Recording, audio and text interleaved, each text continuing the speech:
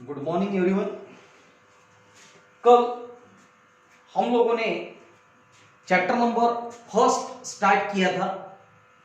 ये जो chapter number 1 है, इस चैप्टर में कल हम लोगों ने स्टार्टिंग करते समय but obvious the word economics जो है इस वर्ड का मीनिंग देखा था, बराबर। बट ऑब्वियस दो चार बातें जो कुछ भी कल मैंने बताई थी वो मैं शॉर्टकट में रिवाइज करवाता हूं। The word economics itself is nothing but it is a combination of two words. First word is all about eco and another word that is all about the economics. The word economics have came from Greek language and Greek language में eco के लिए जो word था that word was oikon and on the other hand the word for nomics was nomius. Icon इसका मतलब होता है household and नॉमियस इसका मतलब होता है अप्लायंसेस, बराबर। So this was nothing but the basic history regarding the word economics. अब ख्याल देना, कहीं ना कहीं कल जब हम लोगों ने स्टार्ट किया था तो but obvious I have started with the topic that is called as historical review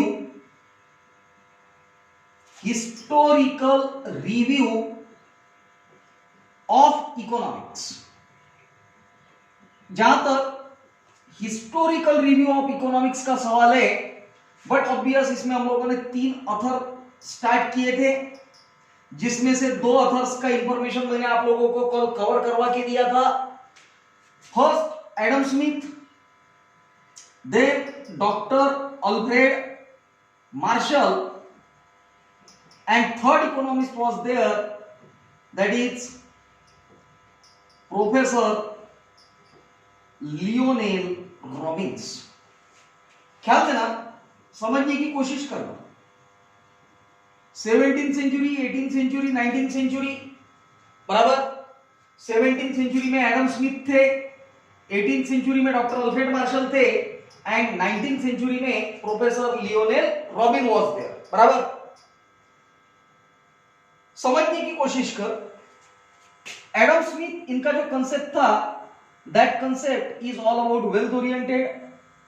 18th century में डॉक्टर अल्फ्रेड मार्शल इनका कंसेप्ट जो था that was about welfare oriented and 19th century professor Lionel Robbins इनका जो concept था that is a scarcity oriented.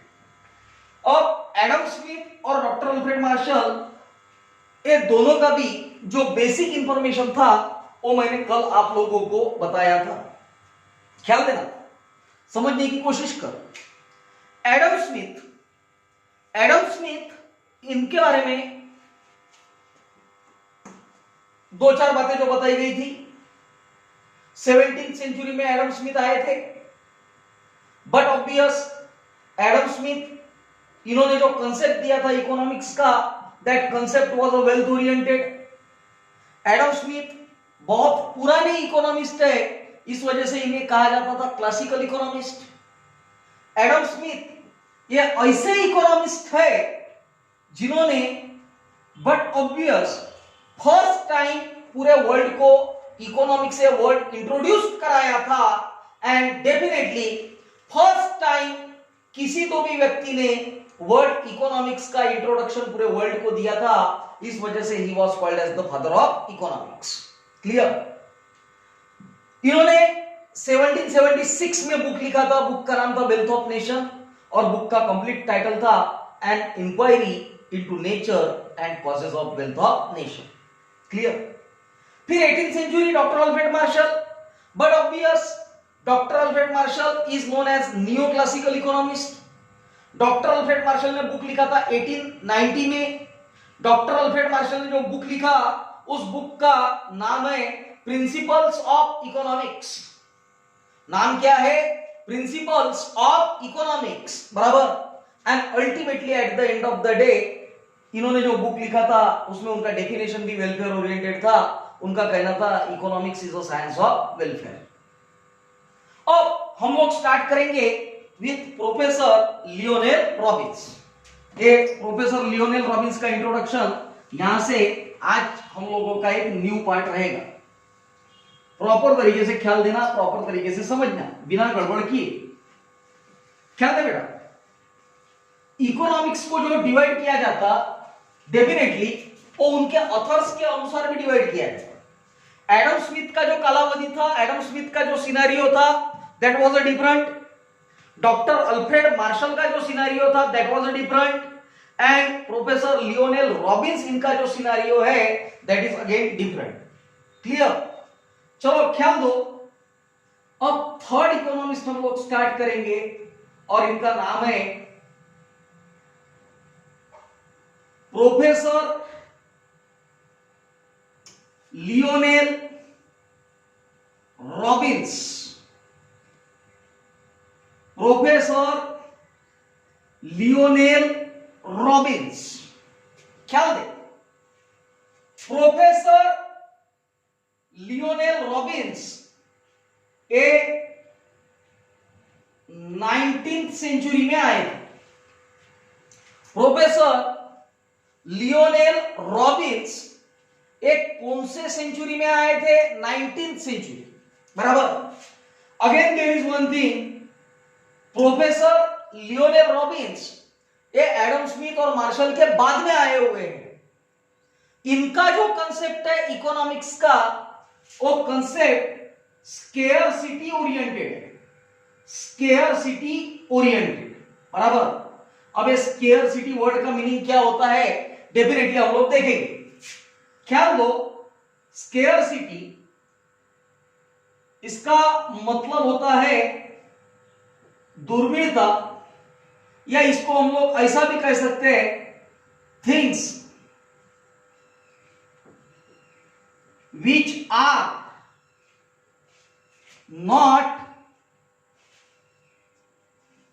easily available, things which are not easily available, ऐसी चीजें जो आसानी से उपलब्ध रहती नहीं है, बराबर। ख्याल दे, professor Lionel Robbins, professor Lionel Robbins comes in 19th century. कौन से सेंचुरी में आए? 19th century. Professor Lionel Robins इन्होंने जो कंसेप्ट दिया, that concept is all about scarcity oriented, बराबर। अब मेरे और ख्याल देना, प्रोफेसर लियोनेल रॉबिन्स ये एडम स्मिथ और मार्शल के कंपैरिजन में यंगर इकोनॉमिस्ट है। That's why he is called as modern economist, बराबर। समझने की कोशिश कर, क्या कहा गया? एडम स्मिथ क्लासिकल, क्लासिकल का मतलब है जुने पुराने। Doctor Alfred martial neo classical, बहुत ज्यादा नए भी नहीं और बहुत ज्यादा पुराने भी नहीं। And now professor Lionel Robins, इनके बारे में कहा गया मॉडर्न इकोनॉमिस्ट, बराबर। Now but obvious, professor Lionel Robins इन्होंने एक बुक लिखा, इन्होंने इकोनॉमिक्स के बारे में बुक लिखा इन द ईयर 1932। ख्याल देना, प्रोफेसर लियोनेल रॉबिन्स इन्होंने इकोनॉमिक्स के बारे में एक बुक लिखा 1932 में। बुक का नाम था an essay on natures and significance of economic science. अरे बुक का नाम क्या था? An essay on nature and significance of economic science. और ट्राई टू अंडरस्टैंड, ये जो बुक उन्होंने लिखा था ऐसे फॉर्म में, इस बुक की वजह से, बट ऑब्वियस अर्थव्यवस्था में बहुत सारे चेंजेस आ गए। इकोनॉमिक्स की ओर देखने का लोगों का जो नजरिया था वो नजरिया पूरी तरह से बदल गया, बराबर। अपार्ट फ्रॉम दैट कहीं ना कहीं people started using this particular scenario in a decent way. Clear? ख्याल देना, प्रोफेसर लियोनेल रॉबिन्स कोणते सेंचुरी में आए थे? 19th century. Professor Lionel Robbins का कंसेप्ट था स्केयरसिटी ओरिएंटेड। स्केयरसिटी का मतलब होता है ऐसी चीज जो आसानी से उपलब्ध नहीं है। मराठी में हम लोग उसको दुर्मिलता कहेंगे, इंग्लिश में things which are not easily available. Professor Lionel Robbins is a modern economist. Modern economist है, बराबर। इनकी जो विचारधारा है, इनका जो इकोनॉमिक्स का अप्रोच है, that is modern as compare to Adam Smith and doctor Alfred Marshall. इन्होंने बुक लिखा 1932 में। इन्होंने 1932 में जो बुक लिखा उस बुक का नाम था यानी essay on nature and significance of economic science. अब ख्याल देना, अब कहीं ना कहीं इनका डेफिनेशन देखना बड़ा जरूरी है। On try to understand, Adam Smith का डेफिनेशन बहुत सिंपल सा था, मार्शल इनका डेफिनेशन भी बहुत सिंपल सा था, बट प्रोफेसर लियोनेल रॉबिन्स इनका डेफिनेशन इतना आसान नहीं है। इस डेफिनेशन को प्रॉपर तरीके से समझना होगा। प्रोफेसर लियोनेल रॉबिन्स इनका डेफिनेशन है economics is a science which deals with human behavior। समझने की कोशिश कर क्या कह रहा हूं। Economics is a science which deals with human behavior as a relationship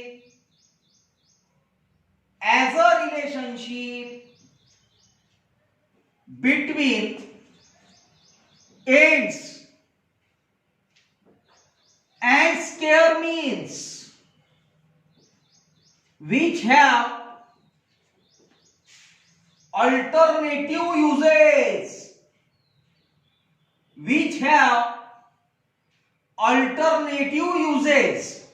मेरा ख्याल देना, डेफिनेशन लर्न करना होगा। लर्न करते समय डिवाइड करना। Economics is a science which deals with human behavior as a relationship between ends and scare means which have alternative uses। Clear हो गया? अब ख्याल दे, ये डेफिनेशन में कहीं ना कहीं ये दो वर्ड बड़े इंपॉर्टेंट है। First word that is a ends and another word that is a means। ख्याल देना, ends इसका मतलब होता है रिसोर्स। एड्स का मतलब होता है वांट्स। अरे एड्स का मतलब क्या होता है? Wants. And on the other hand there is a word that is a resources. But obvious ends का मतलब wants and another that is a means. Means का मतलब रिसोर्सेस है, रिसोर्सेस का मतलब मीन्स। ख्याल देना, अपने लिए डेफिनेशन में वर्ड आया था मीन्स का मतलब क्या होता है? रिसोर्सेस। बराबर समझ? दो वर्ड आए, एक वर्ड है ends and another word that is the means. Clear? Ends का मतलब होता है वांट्स एंड मीन्स का मतलब होता है रिसोर्सेस। क्या देना, इकोनॉमिक्स इज अ साइंस। अरे economics is a science which deals with the human behavior। Economics एक साइंस है जो ह्यूमन बिहेवियर के बारे में डील करता है। Economics is a science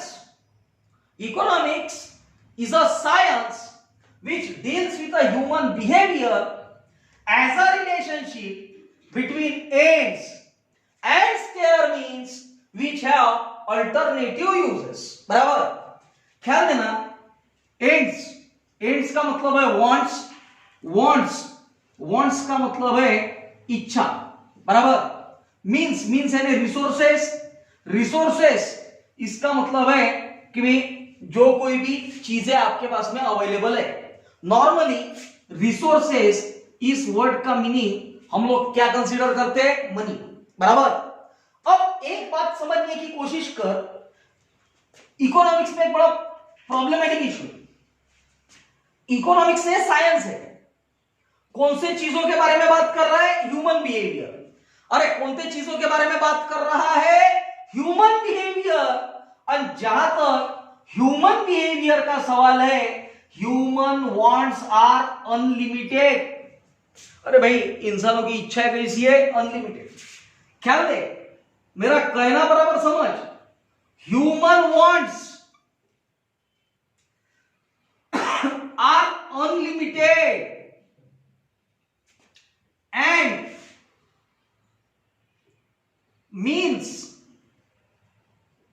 to satisfy the wants are limited। मेरा कहना बराबर याद रख, मैं क्या कह रहा हूं, क्या देना? Human wants are unlimited, human wants are unlimited and means to satisfy the wants are limited। अरे भाई इंसानों की इच्छा जो है वो इच्छा अनलिमिटेड है। अरे वांट्स का तो प्रॉब्लम इतना खतरनाक रहता कि एक इच्छा खलास होते बराबर ऑटोमेटिक दूसरी इच्छा स्टार्ट होती। अरे all of you are agree? एक इच्छा खलास होते बराबर दूसरी इच्छा स्टार्ट होती। And means to satisfy the wants are limited, but obvious वो वांट को सेटिस्फाई करने के लिए लगने वाला पैसा ये हम लोगों के पास में बहुत ज्यादा क्वांटिटी में उपलब्ध होता नहीं है। और इस वजह से हम लोग हमारी सभी प्रकार की इच्छाओं को पूरा कर सकते नहीं। मेरा कहना बराबर सुन, मैं क्या कह रहा हूं? ह्यूमन वांट्स आर अनलिमिटेड, इंसानों की इच्छाएं अनलिमिटेड है। कभी कभार तो गर्दी हो जाती है, एक साथ में बहुत सारी इच्छाएं आती। अरे बेटा बहुत सारी इच्छा रहती बट सभी इच्छाएं पूरी हो सकती क्या? नहीं। अगर कब सपोज आप कहां पे भी गए, डेफिनेटली ये यूनिवर्सल प्रॉब्लम है कि ह्यूमन वांट्स है अनलिमिटेड है and means to satisfy the wants are limited, बराबर। और इसी वजह से कहा जाता है कि भाई कोई भी व्यक्ति रहने दो, वो व्यक्ति अपनी सभी प्रकार की इच्छाओं को कंप्लीट नहीं कर सकता। और ये जो फेनोमेना है इसको हम लोग कहते हैं स्केर्सिटी। अब मेरा एक एग्जांपल बराबर समझना, मैं क्या कर रहा हूं। अरे एखादा कोई व्यक्ति है, उस व्यक्ति की इच्छा है कि भाई उसके पास में साइकिल होनी चाहिए, बराबर। लेट्स से उसने बेचारे ने कैसे तो भी एडजस्ट करके बाइसिकल परचेस कर लिया, साइकिल परचेस कर लिया। अब साइकिल परचेस करने के बाद में कुछ दिनों बाद में उसकी इच्छा और बढ़ जाती। उसको ऐसा लगता कि यार बाइक तो भी मिलनी चाहिए, बराबर। बाइक नहीं मिली, मोपेड मिल गई तो भी चलता, बट एटलीस्ट मिलनी चाहिए। क्लियर? बाइक मिल गई, मोपेड मिल गई, अब और उसकी इच्छा थोड़े दिन बाद में बदलती है, कार भी मिलनी चाहिए। अरे बराबर समझ में आ रहा है? हो क्या रहा है? Human wants are unlimited. पहले तो बेचारा पैदल चलता था, बाद में उसको ऐसा लगा साइकिल मिलने को ना, साइकिल मिल गई तो ऐसा लगता बाइक मिलने को ना, बाइक मिल गई तो ऐसा लगता कार मिलने को ना, कार मिल गई तो ऐसा लगता कि लग्जरियस कार मिलने को ना, लग्जरियस कार मिल गई तो ऐसा लगता कि भाई खुद का हेलीकॉप्टर होना चाहिए, खुद का स्पेशल चार्टर्ड प्लेन होना चाहिए। अरे बराबर, अब बहुत बड़े बड़े बिजनेसमैन रहते, उनके पास में रहता हेलीकॉप्टर भी रहता, खुद का चार्टर्ड प्लेन भी रहता, but ultimately at the end of the day try to believe me, कहीं ना कहीं problem is again very simple. अबे दिन भर अगर तू फ्लाइट पे घूमते रहेगा तो बट ऑब्वियस अब एक्सरसाइज करने की जरूरत गिरेगी।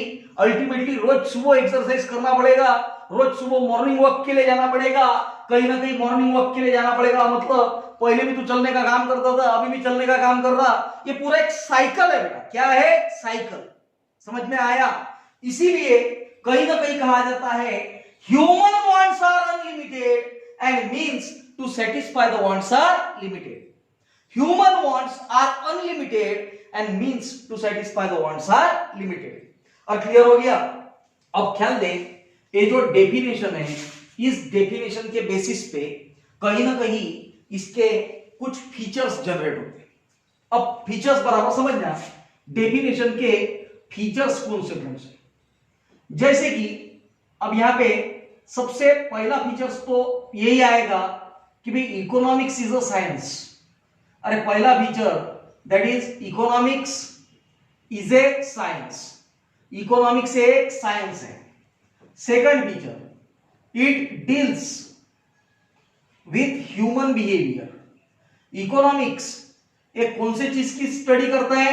ह्यूमन बिहेवियर, इंसानों का बिहेवियर कैसा रहेगा उसकी स्टडी कौनते साइंस में किया जाएगा? इकोनॉमिक्स में, बराबर। Third one, as a relationship between ends and means, यहां पे लिख सकते हैं third feature that is human wants are unlimited. Human wants are unlimited. And fourth one, that is means to satisfy the wants are limited. ख्याल देना, क्या हो गया? इकोनॉमिक्स एक साइंस है, economics is a science. It deals with human behaviour, ये human behaviour के बारे में बात करता है। ह्यूमन वांट्स आर अनलिमिटेड, इंसानों की वांट्स कैसी है? Unlimited. Means to satisfy the wants are limited, जो कोई भी मींस अवेलेबल है वो कैसे है? लिमिटेड, बराबर।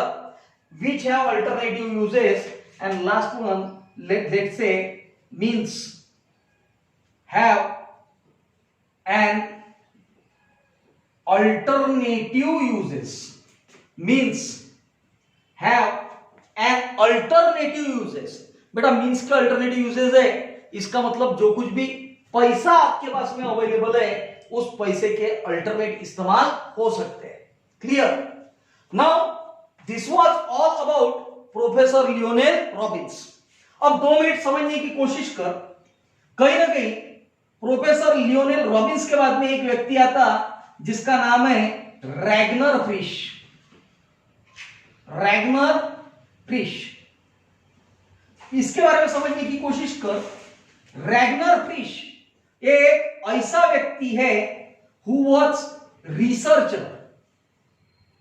Ragnar Frisch was a researcher, he was a researcher at Oslo university. Clear? And ये जो रैगनर फ्रिश करके व्यक्ति है, ये रैगनर फ्रिश करके जो व्यक्ति है, इन्होंने इकोनॉमिक्स को 2 अलग अलग पार्ट में डिवाइड किया।